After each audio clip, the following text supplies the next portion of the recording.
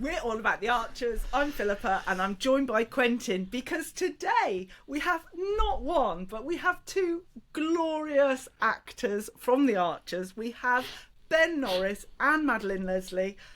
Guys, welcome to the podcast. Thanks for having us. Thank you so much. Yes, welcome both. And an A up me duck from your home county of Nottinghamshire, Ben. Thank you very much.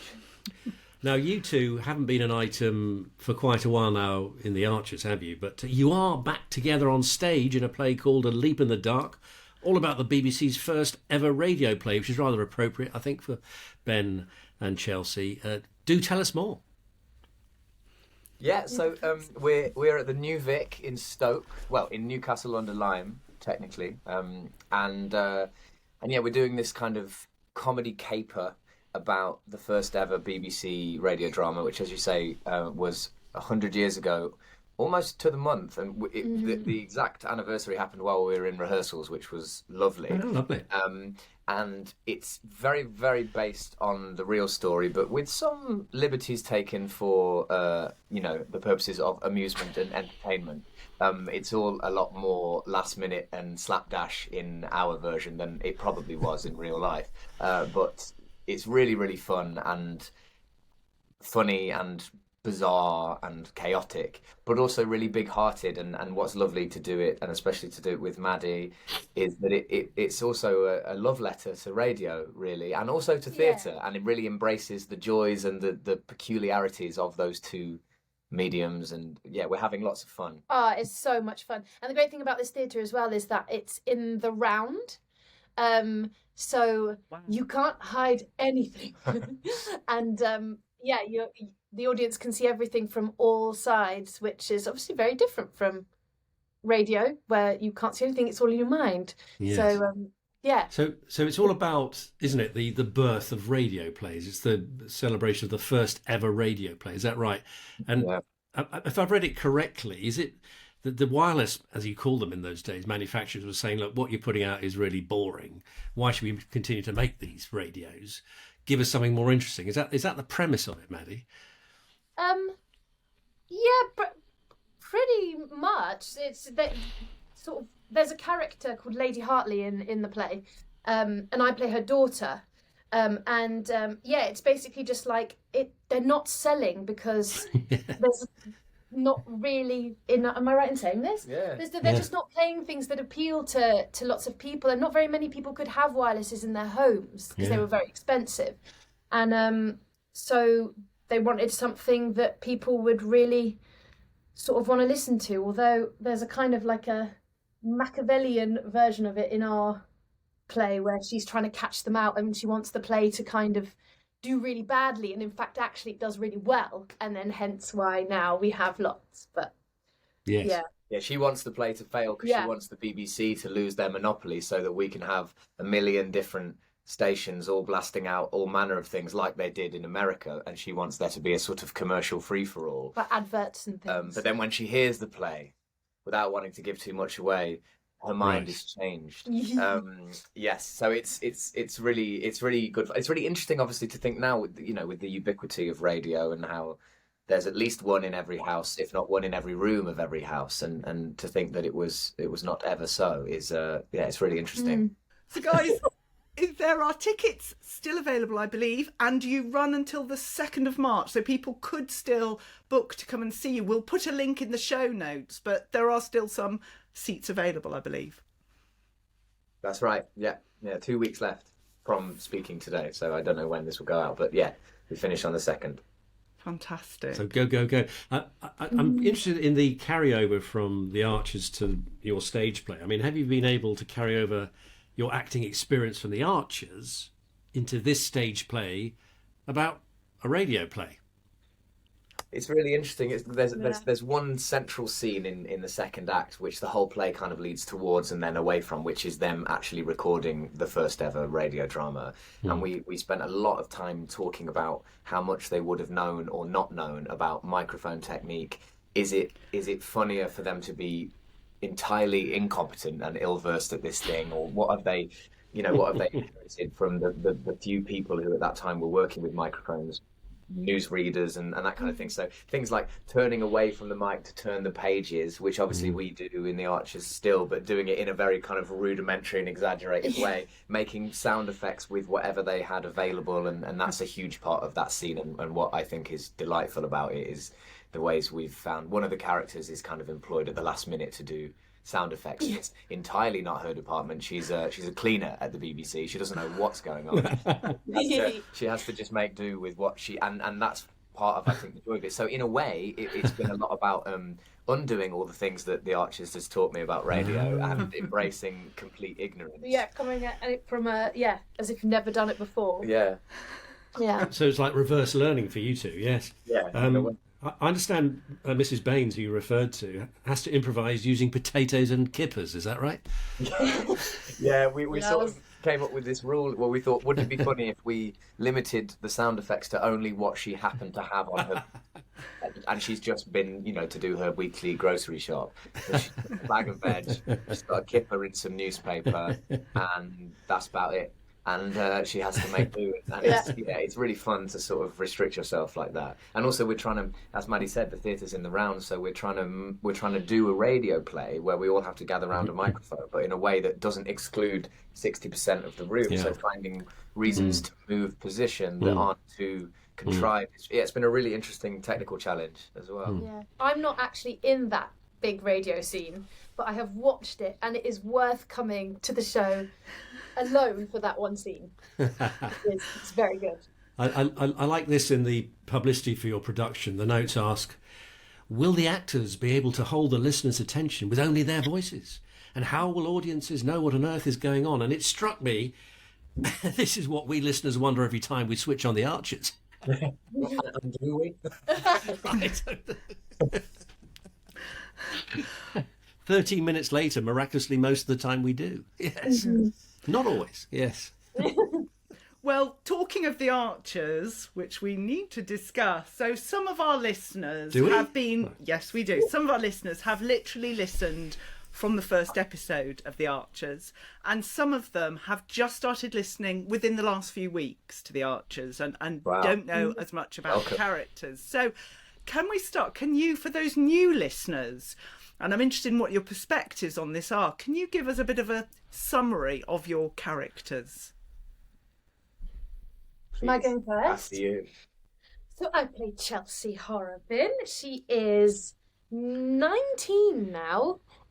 She's an aspiring hairdresser, and I think she's very good at it.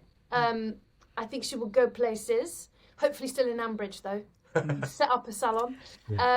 She's feisty. I love her so much. She's got a heart of gold, but often gets it wrong, gets into trouble a lot, rubs people up the wrong way. But also, I reckon she's quite lovable at the same time. And she's, the daughter of Tracy Horrobin. Yes. Perfect. That's me. Ben? Can you give us a burst of Chelsea, Maddie? Go on, I'm desperate to hear it. Oh, okay. She hasn't prepared. No. You're right, what are you talking about? Oh, Mum, why do I have to? Like that, basically. Just lots of sighing and sniffing, but also getting excited. Excited, yeah. How did you, and we'll get on to Ben's character in a minute, but since we're talking about your accent, how did you build that? Because it mirrors Tracy, but it's different. I mean, there's no dispute that you two are related. You click so well. Well, yeah, I think I've said before, when it came to the audition, I just listened on loop to Susie Riddell, who plays Tracy's voice, to get that in. But then I think I've been playing Chelsea now for 3 years, I think it is. And just with time, it's just sort of changed a little bit. And with some influences from, I watched a lot of influencers on social media, because I was like, well, that's what she watches, and I think she'd take that on. Same with Americanisms and that kind of thing. So it's just all kind of bled in. But I mean, her voice, we were talking about this the other day actually, her voice will change over time, because as an adult, she won't sound like that. So I'm really intrigued as to how that will change. Because your voice, Chelsea's voice, is all attitude, really, isn't it? I mean, you just convey this attitude.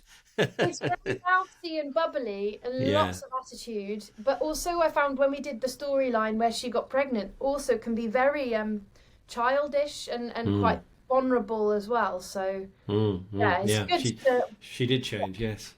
And of course, she got pregnant by Ben Archer. Whoopsie. That's for being taken. Yeah. Tell us about Ben. Tell us about Ben. Ben.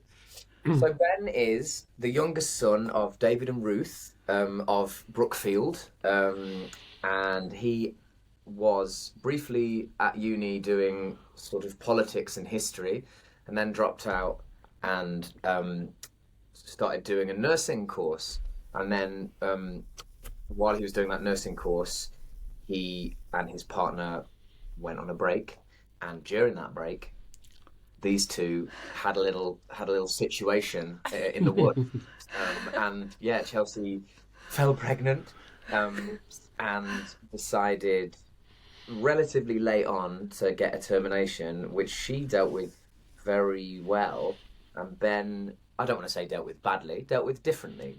It hit Ben a lot harder, and I think he was really wrestling with the consequences of what he'd done and how it had affected Chelsea. So he had a psychotic episode. He had a nervous breakdown, basically, and dropped out of his course postponed his studies for a year while he sort of recovered and went to work in the nursing home to kind of re-engage with society and with his interest in nursing and caring responsibilities, and now has resumed his studies. So yes, it looks like he's going in a direction that is away from farming. I should say he's in his early 20s. So both Maddie and my characters are almost exactly a decade younger than our actual spouse.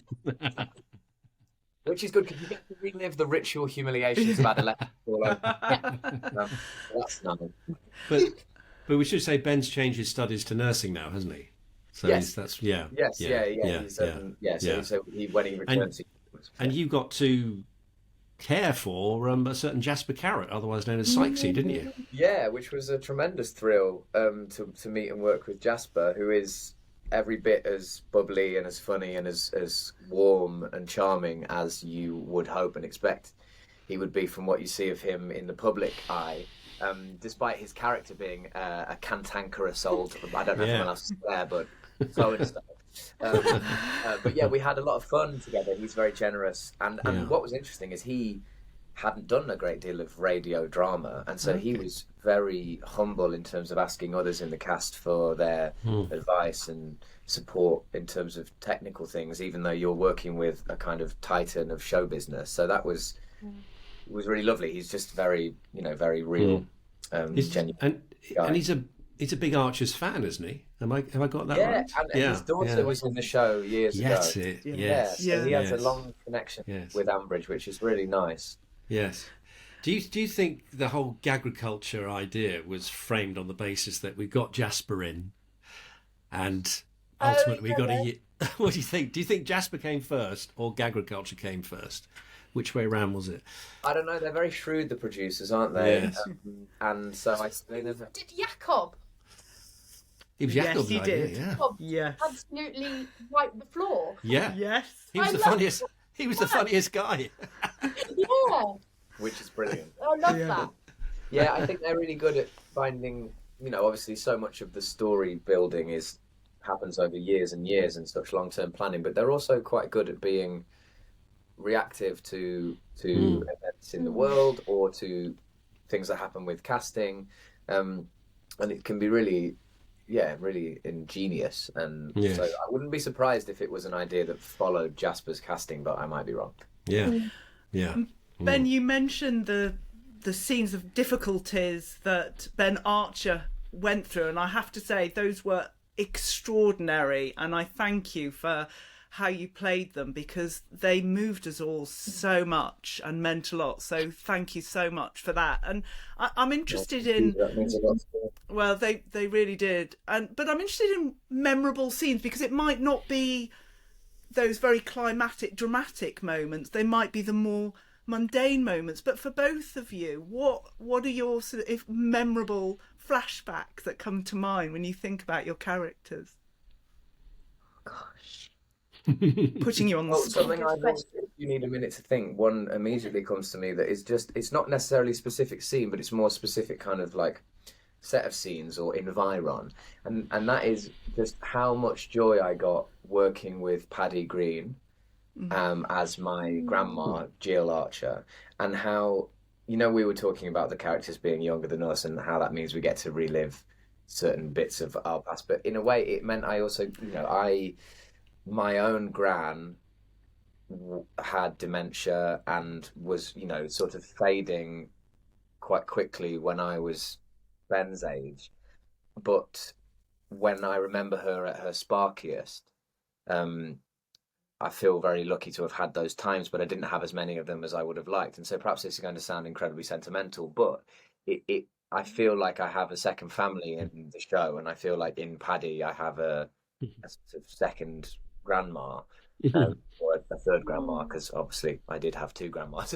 But there's there's so much warmth and care, and such a twinkle in her eye. She's one of the most wonderful people I've ever met and worked with, and so kind to, you know, when I first joined the show, just in terms of taking me under her wing. I mean, everybody was, but I really enjoyed those slower scenes where it would be Stir Up Sunday or whatever, when I was first playing the character of making the Christmas cake, or, you know, walking with Leonard and Jill out in the orchard and talking about just how you're reminded of the length of the show, and talking about, you know, her previous marriage and how this part of the woodland reminded her of Phil, and just how long, you know, what a privilege it is to belong to such a lineage, a theatrical lineage, and how much it's touched people's lives, the fictional people and real listeners over the years. And so yeah, I've really loved being a part of that.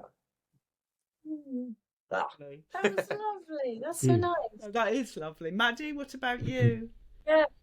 Oh gosh. Well, I always remember. I really love the scenes with Chelsea and Blake. I really loved those because they were like almost at the start of when pretty much the second block I ever did. I just really loved those. I think those two characters really sort of got on, and yeah, it was really fun to play around with those. But also, I think another one that sticks in my mind is doing Russ's hair, like those episodes. You know, like just those silly haircutting ones that you know, don't have any emotional weight necessarily, but they're very silly and they're so much fun to do. So yeah, probably something like that. Oh, and driving as well. Driving. Yes. Right. That's when you really met Blake, wasn't it? Yep. Talking of grandparents, Maddie, could you paint a picture of your granddad, please, Bert Horrobin, who we never hear from? In your mind's eye, what's he like? Oh my God, I have such a clear picture of him, but I'm anxious to say that because I know that with radio, some people have their vision. I don't mind. I need a picture. Yes. See if it. It won't be the same, but I imagine him in like a string vest. Yeah, like Spain. Yeah. He probably is nothing like that, but in my head, and I was talking to Taylor, who plays Brad, we both kind of agreed that he's a bit sort of slobs about, is he a bit smelly? Oh, I don't know. Yeah, maybe not. I don't want to do him a big disservice. I think he's in a three-piece suit every day. Bow tie, dinner jacket. He might be.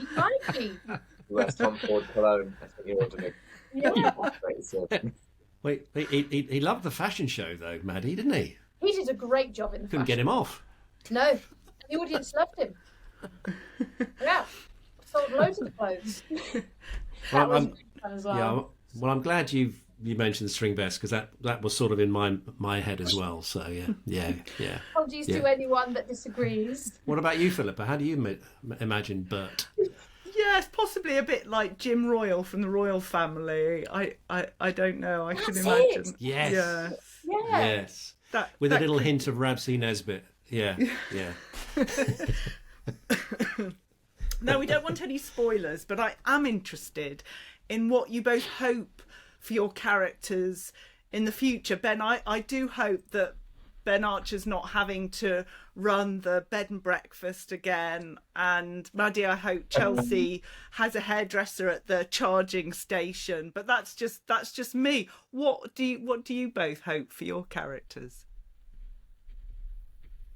Well, selfishly, for them to live in Ambridge until they die at a very old age, in a community until that point. Yeah. But yeah, every actor who comes on says that, by the way. Of course. Yeah. That's our argument. Absolutely. Yeah, I mean, I really liked the Ben and Chelsea storyline because hitherto Ben had been,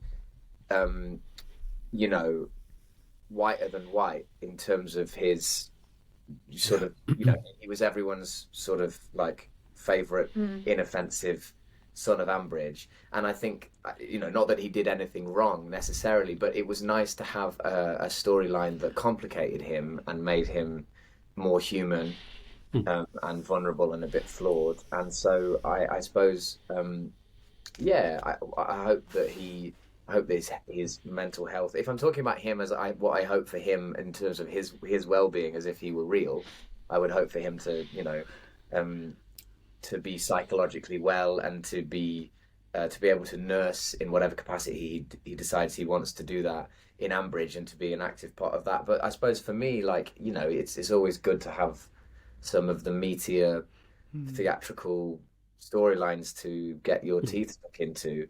But I do just love being in and around the place and contributing to other people's storylines, and that's sort of the that's the bread and butter of it, really. And then you have your moments in the spotlight, but then you go back to contributing ambiently. So yes, I think for him to nurse. I don't know whether he will ever get. I wouldn't mind, maybe selfishly, just because it's the integral thrust of the show, but I wouldn't mind if he dipped his toe back into agriculture a bit. I don't know what's going to happen to Brookfield, the whole succession storyline that hangs around every big farm. But we'll have to see. Well, David's given up, hasn't he, your dad? I mean, he's in the bull all the time now. He is. He was helping out, wasn't he? He's driving Lillian nuts,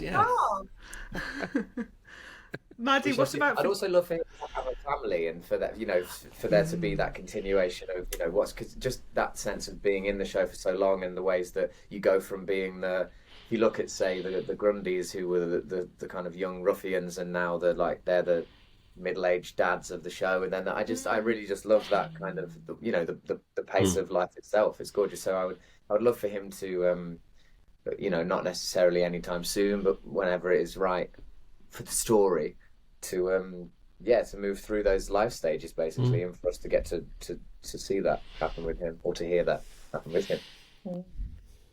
Full. Maddie, what about for Chelsea? Oh, as you said, hairdresser in Ambridge. Everyone comes in, talks about their life. Chelsea fixes their hair. They leave happy. She gets a dog. As I think I said before, I'd love to see who she's romantically what's going on there, because I don't know her in that way yet. I've not met her in that sense. So that would be cool to explore, but maybe I don't know, maybe she's not into that at the moment. Well. Yeah. Just wanted to do well. Yeah. And what about this charging station? It's all gone very quiet, because, I mean, we all thought maybe you could move up there, open a hair salon there. I mean, I hope so. It's all gone... That was the big story for a long while, and we've heard nothing, nout, for months. Maybe they're sorting stuff out. Yeah, You've heard nothing either, Quentin. right? Patience. There's forms to be filled in. Yeah. Right. Yeah. Planning Forms to be yes. This has gone on for 70 years. Come on, I need to be patient. Yeah, I do. Okay. Okay, here's Right, a question for you. time for you. No, I've got a question for you both. If there was a TV crossover with the Archers, what would you like to see? It could be Traitors, Bake Off, The Apprentice. Where would you like to see the sort of the Archers mix with TV? Well, Go on. We both love the traitors. Yeah, Traitors. like who would be faithful? I would love to see Linda Snell in a traitor capacity. I would pay good money for that. Yeah, and Joy as well. He could be a traitor. yeah, and I also think Lovely. I think the Bake Off is the obvious choice, but for some reason I'm drawn to be like, maybe because we're in Stoke. I'm like, what would a great pottery throwdown archers like? You know, there's some handy people in the village and some clumsy people. I went and tried to do a pottery thing the other day at one of the potteries here, and I was useless. I've got this bowl, but it's not going to be able to stand on the table or hold any liquid. But for some reason I've decided to get it delivered to my house. Yeah. There'll be some abstract vase just sitting on the shelf somewhere as a danger to everyone who passes underneath it. But anyway, it was fun. So if it was a crossover with traitors, would it be called Trarchers? Tractors. No. Yes. Well, excuse me. We've got some questions from the Facebook group. If you're ready for these, Quentin, do you want to go first? Yes. Okay. The first one comes from Pat, and she says, "Oh my, two of my absolute faves." Oh, Thanks, Pat. thank you, Pat. We'll pay you later. Yeah, that's my mum. Anyway, after all that, she says, "Do you ever lapse into character in real life, whether accidentally or on purpose? I can imagine it could occasionally be a useful tool."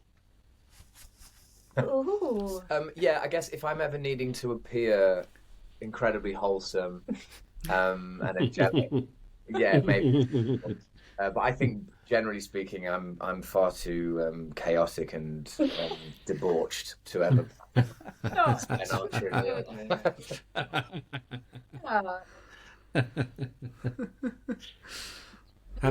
Chelsea. How about you? She is different from me, but there are sparks of it. Sometimes people go, "Oh God, that was a bit." When you've had a couple of glasses of fizzy rosé. When I've had a little bit out. Yeah. I think she's got a similar bounce to my natural voice, but yeah, the accent is quite different. Yes. So yeah, sometimes if I'm making fun of something, or I don't know. Do you ever tell a hairdresser what to do? No. I have no idea. Like, I bow down to all hairdressers around the earth because it's amazing skill that I will never possess. Okay, the next question is from Angie, who asked this. Away from the microphones, do you have any activities similar to those of your characters? That's a good question. Do you know what? Not really, but Ben having a dog and the dog being a big part of Ben's, sort of well-being, particularly when he was unwell and in recovery. I've never been a dog person, but it's made me really want to get a dog and to really see the value. And it's changed how I am around dogs because I spent so long hitting my own leg and talking to an imaginary dog. When I see an actual dog, I'm like, oh, a real dog, come and play with me. And it's made me much more sociable with dogs and much less afraid of them. I used to be really scared of them as a kid, and then they sense that, and then there's a sense of dis-ease between you. But now I really love hanging out with dogs, and I don't have one at the moment, but may one day get one as a result of hanging out with Bess. Well, I've learnt a lot. There's a genuine dog leg there. I thought it was a real dog in the studio. Well, my illusions have been shattered. One time, I don't know whether people will enjoy hearing this or not, because I don't want to crush their vision of Ambridge in their head. But when Ben took Bess into the Laurels to demonstrate some of her tricks to the residents, normally they just play in the sound of a dog, and if I need to pat her, I'd pat my leg, like I said. But this time, because they needed to hear the panting move around the room in stereo, because she was doing a figure of 8 through my leg, Ness, who is our lovely spot SM and who does all of the wonderful Foley that you hear, got on her hands and knees and just started doing figure of 8s around the floor. It was a very novel day. So that was the closest I got to having a real dog. That's amazing. I love it. Okay, we've got 2 questions from Nikki, one each, okay? The first one is to you, Ben. what character secrets do you think are buried in the Ambridge time capsule? Oh, that is such a good question. Yes. I thought about this loads when we buried it. I was like, this is another shrewd producer move because they can. I didn't know about this. They can blow that up. Yeah, we buried a time capsule. Oh. And I went around collecting memories and pictures, and I think, something big's gonna come up. I don't know if it's gonna pertain to me, but there's got to be some kind of story of like parentage that's different to what people think, or some kind of affair that went on ages ago, or that's total speculation for me as a fan. But I don't know. As long as it's adulterous and scandalous, then I'm down. Well, in our village, we buried a time capsule 10 years ago and then went to dig it up, and it's disappeared. And they've had a metal detector and everything, and it's gone. They can't find it. So maybe that could be a line for the Archers. You never know. Hand it back, Philippa. Hand it back. Somebody realised there was something incriminating in there. Yes. Dug it up in the middle of the night and burned it. Exactly. There's a story there. Anyway, the question for Chelsea from Nikki. Do you think there are any potential love interests for Chelsea in the current list of characters? What type of person would Chelsea be interested in? Oh gosh, that's such a good question, and I often think about this because I know, and I have seen that people are quite keen for her to maybe get with Freddie at some point. Yes. Obviously, there's Ben as well. They've had a certain summit. So there's a certain summit. There's potentially something there. I don't know. I think this is the thing, because I actually don't know her in that way. Because even with our storyline, none of it happened on air. The first you knew of it was massively retrospective, and it was already being spoken about in very practical terms or very kind of shameful, complicated terms. You never met her in that guise, did you? Or there was a scene I remember in the tea room where Ben was with Beth, and I came in and was like, I'll just call if you need me, kind of thing. Pre that. Yeah, you're so right. I remember that. But, I don't know. It would have to. I think it could be someone who maybe calms her down. Is that possible? Keeps her on the straight and narrow. Gives her some beta blockers and a glass of water. Yes. And I don't know. I'm really intrigued to see what happens with that. Well, there's only one man. It's Jakob, isn't it? That's it. He'll calm you down. Well, look, I mean, since it's been raised by Nikki, we've actually had several questions along the same theme. So I don't know how much you're going to be able to answer these. So I'll just put two together, and then we've got a third one from Philippa. So you don't answer these first two, but you'll get an idea of how interested people are.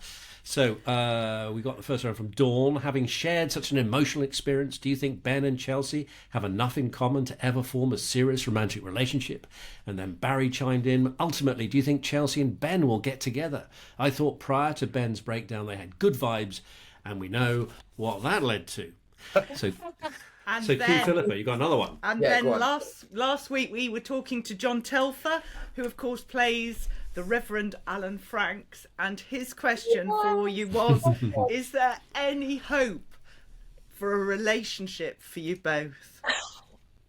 You know, after the incident in the woods, I thought, I wonder whether, especially because there was such a will they won't they about keeping the baby, and whether that would have then obviously it would have tied them together in whatever way that would have looked. But I wonder whether we might get and again, this isn't based on any inside knowledge, just on my own thoughts as a person, but just I wonder whether that we'll get, the sense of it was totally the wrong time and totally the wrong moment, but maybe there will be a right time and a right moment for them when they're in a completely different moment of their lives, much older. Perhaps they'll have some other false starts first, but I did think, I wonder if that's an interesting destination for them both. But also, this is the beautiful, scary thing about working on this show. Like, you have no idea. You don't know. You might end up being with a character that hasn't even been thought up yet. Yeah.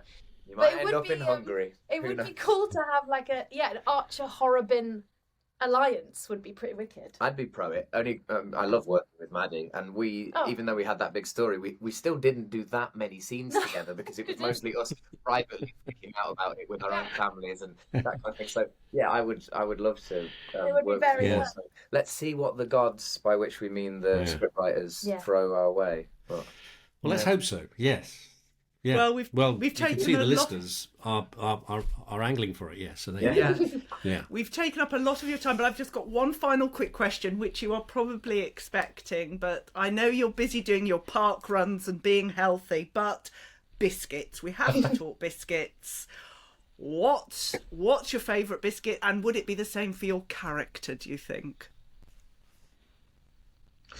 I mean, I love biscuits, so I don't know if I could pick a favourite. It's like a favourite child. But just before we started talking to you, I had about 6 hobnobs in a row. And normally I'm the chocolate hobnob guy, but in the green room biscuit tin, they were just plain old hobnobs. And I remembered the joy of the purity of a plain hobnob.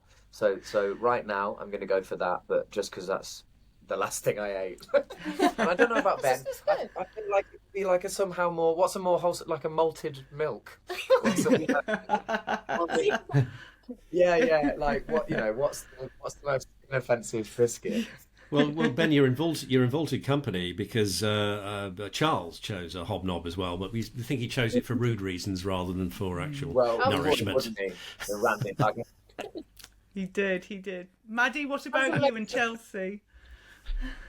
So I've thought about this. Did you get asked this last time you were on? Yeah, but I didn't answer it properly. But I've thought about it since, so I've got a new answer. So I think I am. Losing sleep over this. I am maybe like a Maryland cookie kind of vibe, but Chelsea is a jammy dodger because she's got a squidgy heart. That's all, folks. I can't say anything about that. That's so joyous. We can't follow that, can we? No, fantastic. Fantastic. That's like to do. Thank you. And I think we can leave it there because that's it. That we've reached the highest point of this chat, and it can go no higher. Although I do think Paddy Jill Archer's biscuits would be included in there somewhere, Ben, as well, if she's been cooking. I'm not sure. I can't remember she's baked many biscuits, but if you were asking what's Ben's sweet treat at large, obviously it's the lemon drizzle, no contest, because we've got to stick with Jill on this and keep it in the family. And we're not going to start an argument about whether a flapjack is a biscuit or not, but we'll just not even. Well, she's obviously famously used flapjacks as projectiles in exactly. You don't want to open that can of worms. Well, it's just wonderful to talk to you both, hear more about your characters, Ben Archer and Chelsea Horrobin, but also hear more about your production, A Leap in the Dark. And as I say, there will be notes in the show notes for people to be able to go and book tickets. Ben, Maddie, thank you both so very much. Thank you for having us. Thank you.